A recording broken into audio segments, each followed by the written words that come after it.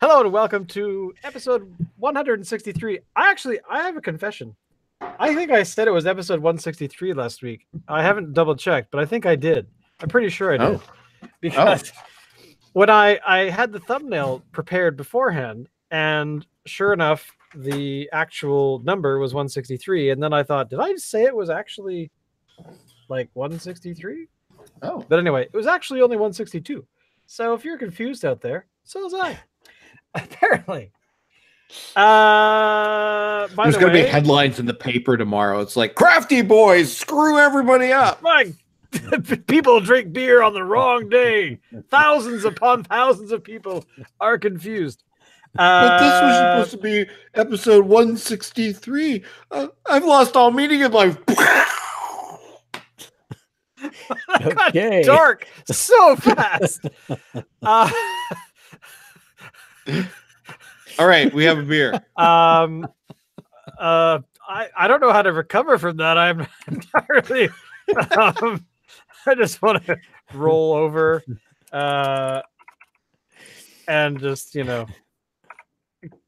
something. Hello, everyone. I don't. Who the hell picked the beer this week? Was that me? Or was that you? A mix thing. Anyway, okay, so I'll introduce it. So you guys, like me, you guys like your Guinness, right? Yes. What? Sorry, it just struck me as funny. Okay. You guys like Guinness, right? But Guinness is hardly a craft beer. It doesn't really fit into the whole crafty boys kind of thing, right? Where we want to drink small batch stuff and not stuff that's made from some multinational corporation. So I found something that is very similar to Guinness. It's Canadian made, and I think that you guys are going to like it. In fact, I think it might even be better than Guinness. It is from Mill Street Brewing in Toronto. It is their Cobblestone Nitro Stout. It comes in tall cans. You can get them singularly at, I believe, Liquor Plus on the island. And I think, Shane, you got yours at Legacy, correct? Yes, I got mine at Legacy Liquor Store in the Olympic Village in Vancouver. Or you can get them in 4-packs of tall cans. This is, again, like with Guinness, it's a nitro. So when you pour it, it's going to have that cascading kind of thing going on. Let's shall we? Oh yeah. I think that is a good idea. Now, there's that sound. Full disclosure, I had one of these last week because I bought 2 and I really wanted to try it. And I forgot what nitro meant.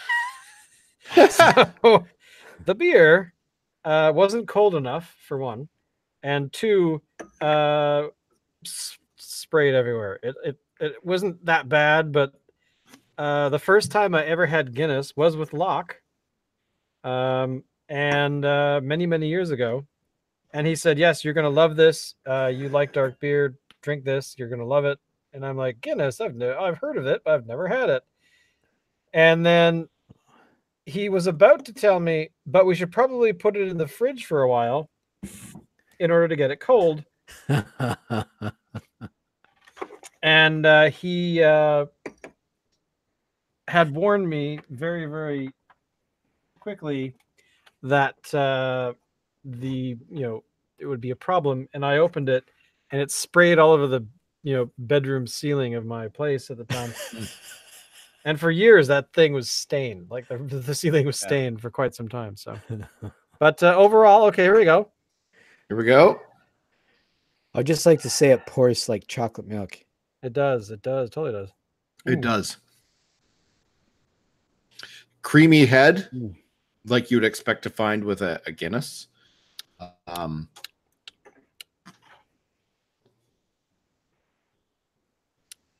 It tastes like a stout. It doesn't really have any kind of carbonation going on. I'm getting sort of chocolate and coffee kind of flavors. Of course, the lacing on this you would expect to be superb, and it is. and the head really lasts. What do you guys think?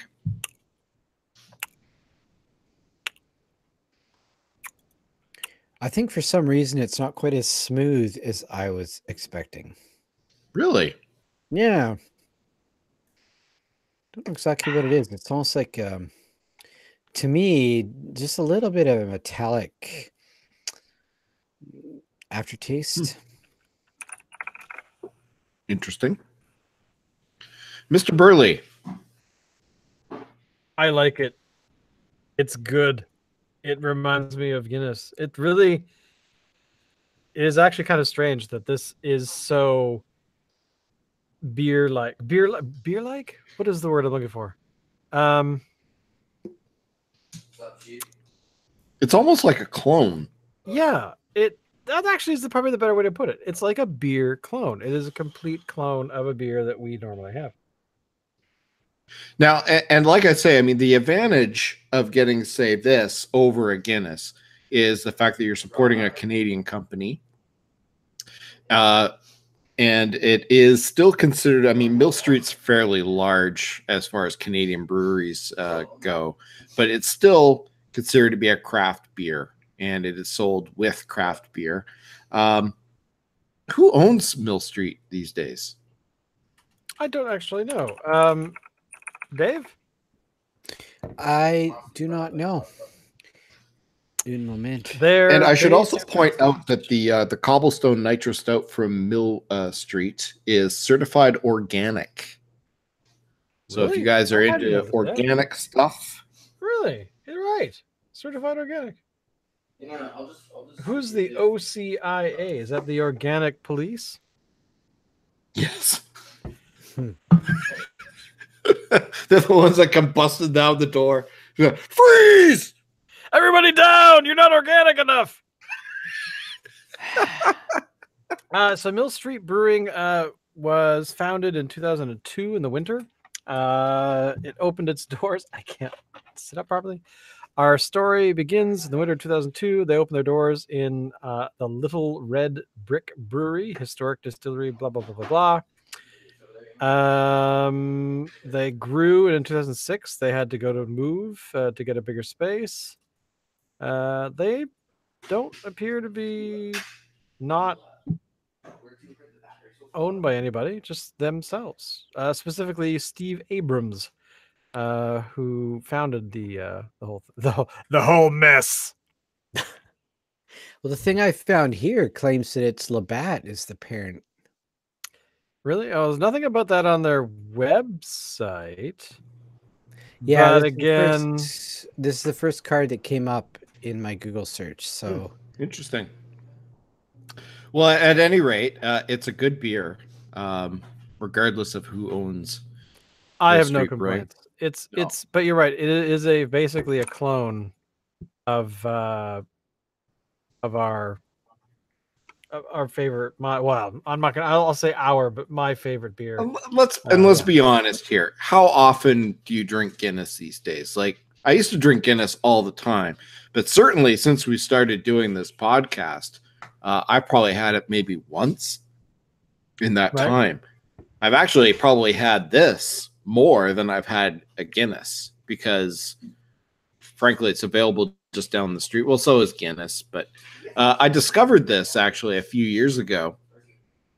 St. Patrick's Day, I went down to go get some Guinness. I don't know why I went to go get Guinness on St. Patrick's Day, but anyway, they were sold out. I was a twisted bastard. I don't know what I was totally something was wrong with me. As you would expect, it was sold out. And then I saw these there, so I went and grabbed these instead, and I loved it. I thought it was better than a Guinness. So I'm out of here. I can't be around here with this. I can't. I will not accept what you have said, sir.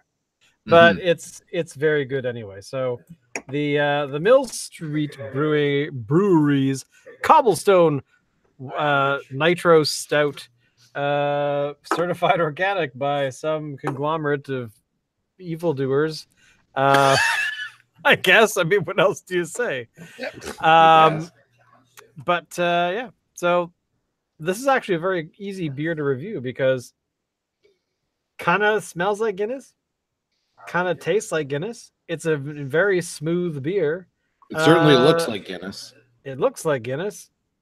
Even the Maybe. can looks like Guinness. I think there's a copyright problem about to happen in this world. But overall, thumbs up. I mean, I can't think of anything that could be wrong. I can't think of any. Whoa, I can't.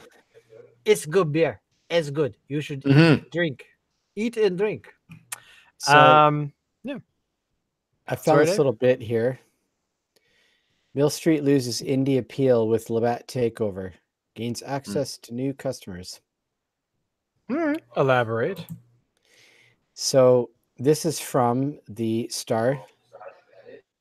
Okay. I don't know if that's Toronto Star. Just says the Star. And it was actually from October 9th of 2015. Mill Street Brewery's takeover by the world's largest beer conglomerate will bring craft beer to new customers across Canada, even as it damages the Toronto-based brand's indie appeal among local beer aficionados. Yeah. I have no complaints. All right. It's an interesting wrinkle. All right, everyone, thanks for coming out. What's going on in the world? And well, that brings up a little wrinkle because of Alan's take on the small brewery thing. Well, no, I'm saying it's small. Still be considered that? Like, I think Mill Street is still, even though it's owned by a larger company, is still smaller than Guinness. You know what I'm saying? That's fair. Yeah. Absolutely. But I want to try Guinness again, not necessarily on the podcast. I would almost like to do like a side-by-side comparison. You know, like have Guinness in one glass, the Cobblestone in another, and see if you can taste the difference, like a blind taste test. Coke or Pepsi, Cobblestone or Guinness. Oh.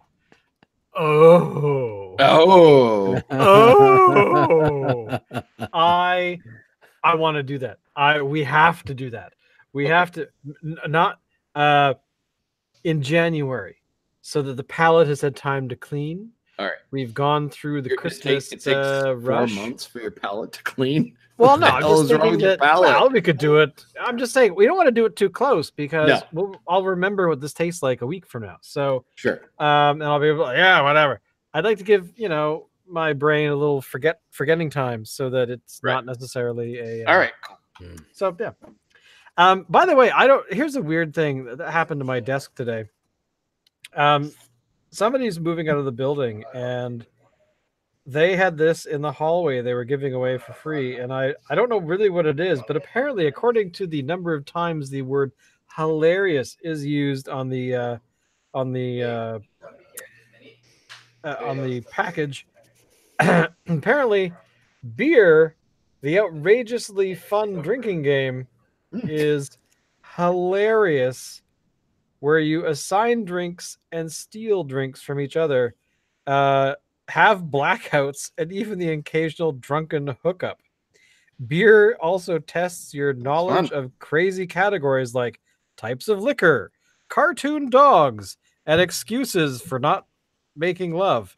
Wow, that's pretty hard. So there's these cards here. 1 drink, 2 drinks. I don't know what any of this means. I'm trying to find some other. Oh, here we go. It's like dogs humping. Drunken hookup. And then, of course, you can steal people's beer.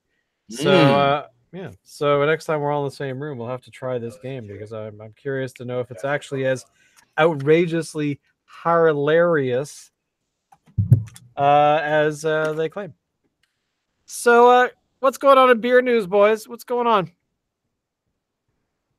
Well, this past weekend was the BC Beer Awards. Really? And let's see here. They had a group of 54 judges assessed 1,050 different beers from 109 breweries from across the province. 90 awards were handed out across 30 style categories, ranging from light lagers to wild ales and hazy IPA. So let's see here. The 33 Acres was crowned Brewery of the Year. Twin City, which is from Port Alberni, was awarded Best in Show. Other significant winners included Souk Brewing, which won Rookie of the Year. I'm a big fan of Souk Brewing. I wish they were located closer to where I am here in Victoria. I had their IPA recently, and it was really good. Their stuff is not available in stores yet, so you actually have to go out to the tasting room to get their stuff. And Fieldhouse Brewing of Abbotsford was named Innovator of the Year. Incidentally, if you like hazy IPAs, apparently Twin Sales Brewing is where you need to go, because they won first, second, and third prize in that category. They apparently have 3 different hazy IPAs. One's called Orange Slices, another one's called Juice Plus, and another one's called Single Whammy. And they all won first, second, and third in that category to take the entire category from one brewery. That's craziness. That's astounding. Some other things here, like I say, Rookie of the Year was Souk Brewing. Best can design. I have to agree with this because I've seen it. I didn't try the beer myself, but it was called Hollow Tape from Boombox Brewing. That thing looked awesome. Best tasting room went to Souk Brewing. Best merchandise, Riot Brewing, whom we featured on the show a few weeks ago. And the CBC's People's Choice. Now, I haven't seen this beer, and I would buy it just for the name. But it's from Brew Hall. Have you guys ever heard of Brew Hall? No. Shane? No, I don't think so. No. Anyway, check out the name of this beer. It's the Mighty Morphin Sour Rangers. I mean, I'm not even a Power Rangers fan. I mean, I'm a little bit old for that kind of thing. But, man, that's an awesome name. And I would totally buy the beer just for the name. I'm looking this up because I want to know where. So where is Brew Hall Beer Co? It doesn't say. I'm seeing if I can suss it out. Craft Brewery. Mighty Morphin Sour Rangers. Apparently, it's in town. Or in my town here. Let's take a look here. Your town, as in Helsinki, Sweden. Oh, Brew Hall, of course, right. Sorry. Brew Hall is like 1, 2, 3, 4 blocks down the street. Used to be called oh my god, what was the one that we had there, that IPA that we really loved that they put in cans very briefly? Steel Toad. Steel Toad, yeah. Yeah, Steel Toad is gone. I don't know if they moved, but I have a suspicion they just went out of business. Yeah. But Brew Hall is owned. It's owned by the Tap and Barrel restaurant chain, I guess. I think there's more than one, and they wanted a brewing license. And Steel Toad had renovated this huge building. They built a huge bar, and they had a whole bunch of tanks. So that's how they got into that realm. So, or into that business.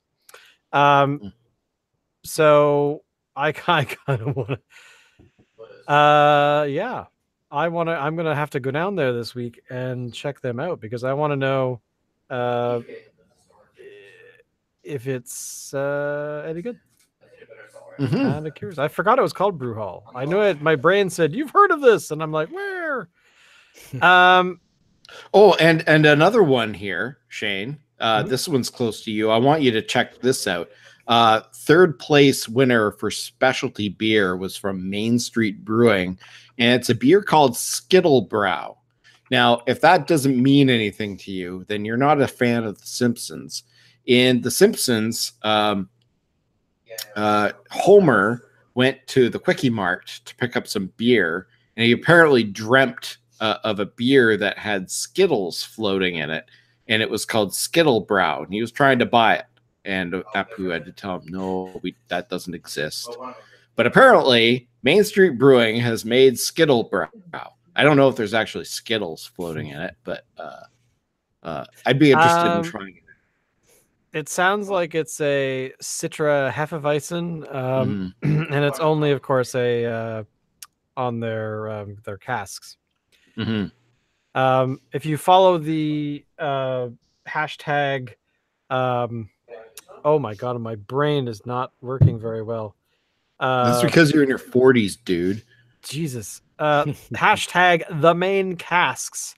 You apparently will find this whole exciting new tracking of their particular cask list, which makes me very pleased. So congratulations to all the winners at the BC Beer Awards, and we will drink your beer and tell you what we really think, because that's what we do. Have you guys heard of this big rumor that climate change is killing off barley, and there's going to be a beer shortage to the point where we won't be able to make beer with barley anymore? Yes, I have heard that. And what did you do? What was the first thing you did when you heard about this particular catastrophe that might befall us beer drinkers? Life will find a way. Okay. I didn't know you did. Yeast and barley. It breaks through barriers, dangerously, deadly sometimes. But yeah, there you have it. There are plants in this very beer that will, defend themselves if necessary. They have no idea what century they're in, and could you just imagine like changing Jurassic Park to being like Barley Park or Beer Park, and you will have some beer on this tour, right? Right?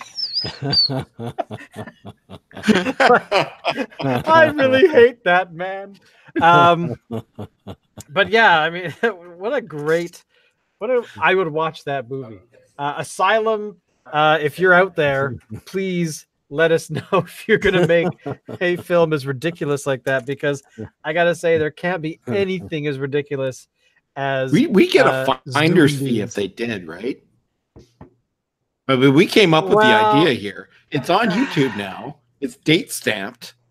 Well, there we go. So you heard it here first. If anyone out there makes Barley Park or Beer Park or whatever, yeah, you have to pay us. That's ours. If you don't, we come after you. We know where you live. Dave, give us your mean face. No. Not kissy face, mean face.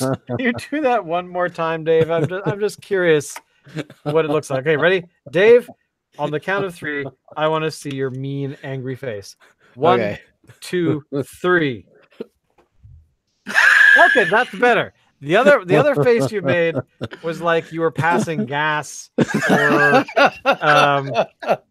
when you thought it was his kissy face. I thought it kind of looked like a bit of a kissy face, but this is what I do when I kiss your butt.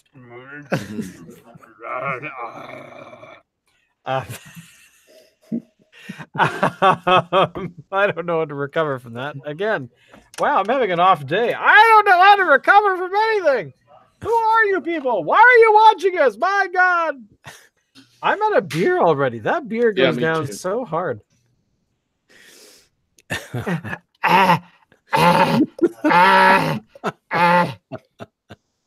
So So otherwise, I mean, I think this week has actually been pretty uneventful in the beer land, in the beer world. There actually was one story that I did bookmark that I wouldn't mind looking at here. Unibrew had some beer stolen. They had two pallets of beer, or so I think it was just two pallets, several pallets. Unibrew said, "Hey guys, we have to destroy this beer because they found out that the caps that they had put on had actually disintegrated and they were poorly made, and it released a bunch of plastic particulates into the beer. So they were going to dump the beer, but somebody stole them. So Quebec's largest craft beer maker has stated that several pallets of beer bottles that were meant to be destroyed have been stolen and should not be consumed, as they contain small plastic pieces that broke off from the liner of the bottle cap. They were stored in a trailer in the vendor's yard in Laval, Quebec, where they were going to dispose of them. And any beer dated with the code D21 or D2018Q should not be consumed because they are dangerous to people. So there we go. Now, here's the thing. Now the story was not that exciting. It was the fact that the contact information is Sleeman Breweries. Did you guys know that Unibrew is owned by Sleeman's? No, but I'm not surprised. How is that a thing? It's a thing. Listen, Unibrew has a lot of their product available right across the country, and in fact, down into the States as well. Any company that can have that big of a reach for that amount of their products is getting help from a larger organization. Now, Phillips, their Blue Buck is available, I believe, across the country. And if it's not across the country, it's almost across the country. Fat Tug is expanding that way. But, it's not their entire line that is being available. It's only these particular beers that happen to be quite popular that are available, widely. But with Unibrew, their stuff is available, like all of it, like across the country and some of it into the States. So they've got to be they have to use the distribution channels of a large company to do that. They have to. Because I looked this up and I was surprised. I had no idea that Sleeman Breweries owned the following brands. Sleeman, obviously. Followed by Sapporo. Sapporo, which is that Japanese beer. Unibrew. Okanagan Spring, which I had no idea. Pabst Blue Ribbon. Old Milwaukee. Now these are just the Canadian version. I would imagine, yeah. Black Bull, Maclay's, Rainier, Red Bull beer, and one called Little Canada? Upper Canada, sorry. But the one that I laughed out loud when I first read this was Colt 45. Now, Colt 45 is not a beer. It's not a beer that's highly thought of. It is pretty dangerous. It's like 8% beer, but it's malt liquor. It's not beer. True, malt liquor. Okay, they call it beer. But here's the thing. Do you remember what celebrity has advertised Colt 45, say, in the last 20 years? What celebrity that we would recognize? Do you know? Alex Trebek. That would actually be kind of funny. I'm Alex Trebek. Get loaded on Colt 45. Sorry, what was that, Alex? Oh, I'm sorry. He has to frame it. He has to phrase it in the form of a question. No, but Lando Calrissian, Really? our friend and loved one, Billy. You know D. what? Williams. I buy that. I totally do. The Yep, guy so- just screams sort of, and nothing against him or anything, but he just like screams like inner city kind of, down on his luck kind of guy, living half his life on the street. I don't know. Billy D. Williams lives on the street. Well, no, I'm not saying he lives on the street. He just kind of looks like the kind of guy that would live on the street. So here's the thing. Billy D. Williams became the malt liquors brand ambassador for 5 years, starting in 1986. And he's popped up apparently a couple times since, but hasn't been, not for that, for that 5-year period, he was the guy.